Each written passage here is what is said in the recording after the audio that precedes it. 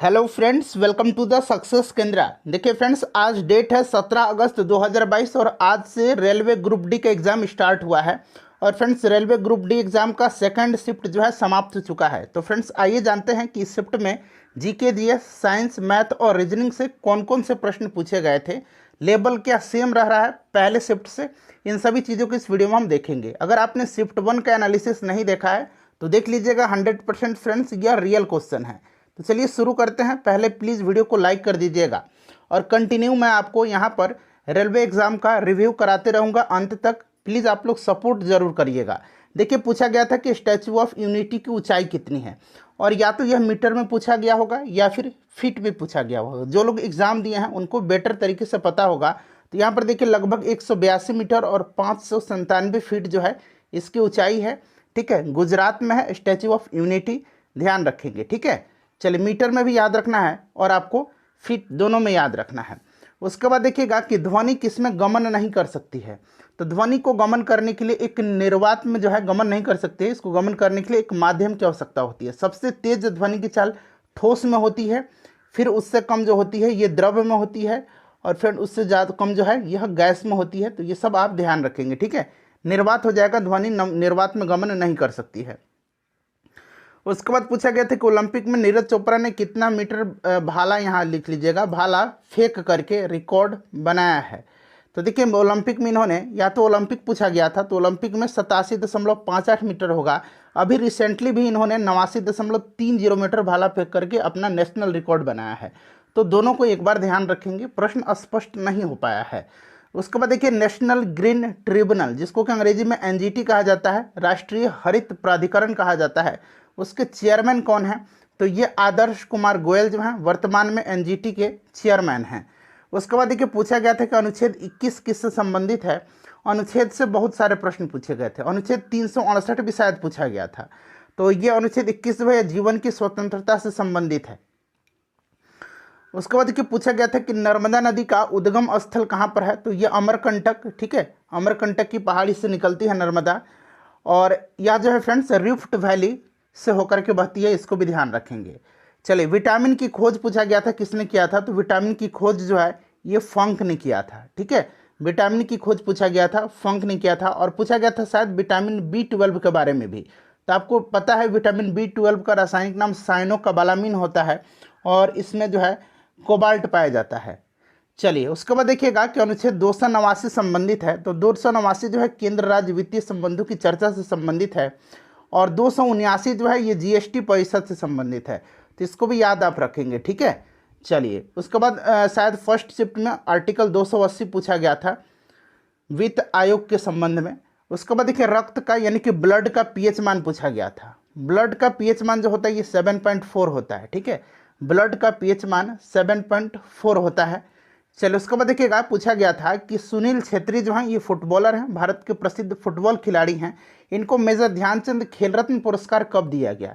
तो फ्रेंड्स, इनको 2021 में जो है, जब ध्यानचंद खेल अवार्ड, इसका नाम रखा गया था राजीव गांधी खेल रत्न अवार्ड का, यह देश का सर्वोच्च खेल अवार्ड है, मेजर ध्यानचंद खेल रत्न अवार्ड, उसी समय इनको दिया गया था सुनील छेत्री को।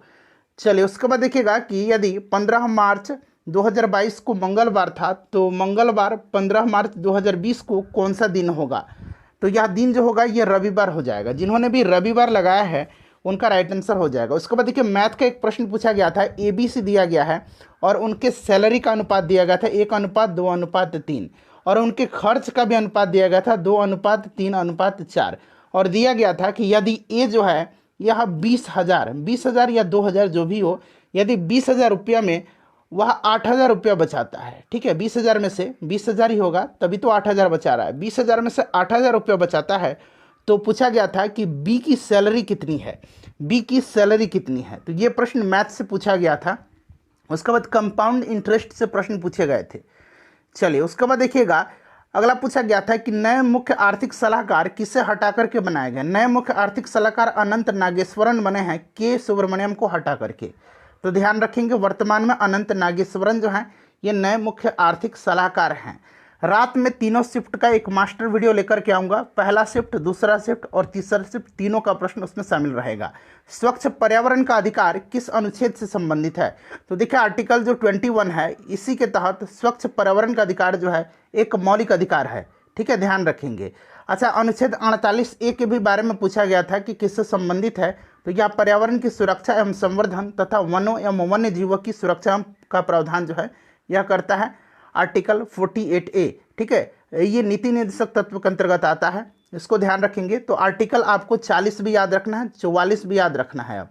ठीक है, चलिए उसके बाद देखिए 2040 का कैलेंडर किस वर्ष रिपीट होगा? तो मेरे हिसाब से 268 होगा। इसको एक बार आप अपने तरीके से बनाइएगा।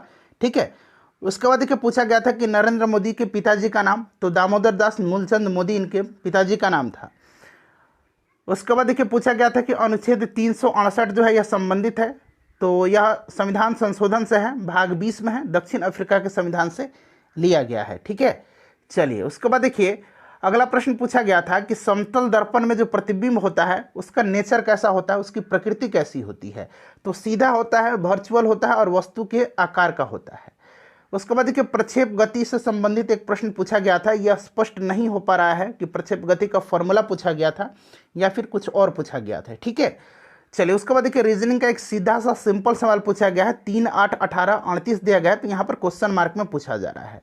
ठीक है, तो यहाँ पर 78 हो जाएगा। चलिए यहाँ देखिए कितना का गैप हो रहा है यहाँ पर, तो 5 का।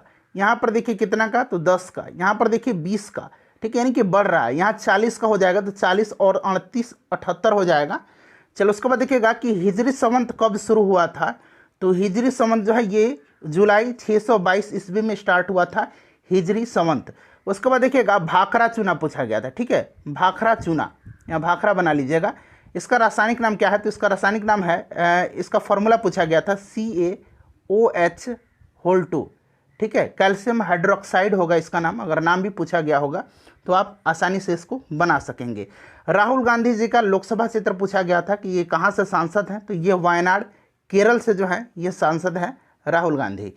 उसके बाद देखिए प्रश्न मैं अपने तरीके से नहीं बनाता हूँ, जो लोग सेंड करते हैं वही प्रश्न मैं आपके लिए लेकर के आता हूँ। ठीक है, उसके बाद देखिए संगाई हिरन जो है, यहाँ संगाई हिरन होगा। ये टाइपिंग जल्दी में मैंने टाइपिंग किया है। संगाई हिरन कहाँ पर पाया जाता है? तो ये मणिपुर में पाया जाता है। ठीक है, मणिपुर में। संगाई महोत्सव कहाँ मनाया जाता है? मणिपुर में, ध्यान रखेंगे। उसके बाद देखिए आगे पूछा गया था कि विश्व की सबसे बड़ी नदी द्वीप कहाँ पर है? तो ये माजुली द्वीप है।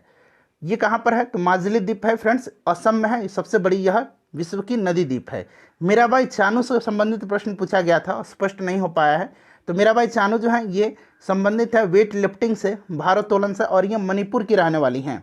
चलो उसके बाद देखिएगा कि सबसे ज़्यादा अपवर्तनांक किसका होता है? ऑप्शन में अगर हीरा होगा तो हीरा का अपवर्तनांक जो है सबसे ज़्यादा होता है, ध्यान रखिएगा।